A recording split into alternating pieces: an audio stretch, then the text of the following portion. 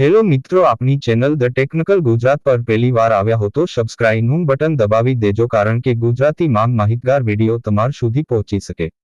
આજે આપણે જાણીશું કે ગુજરાતની બસો માંગ અલગ અલગ નામ શું દર્શાવે છે। ચાલો વિડીયો સ્ટાર્ટ કરીએ।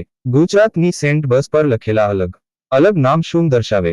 1. Ashram Ahmedabad division, 2. Vishwamitra Vadodara division, 3. Kutch Bhuj division, 4. Narmada Bharuch division, 5. Gir Amreli division, 6.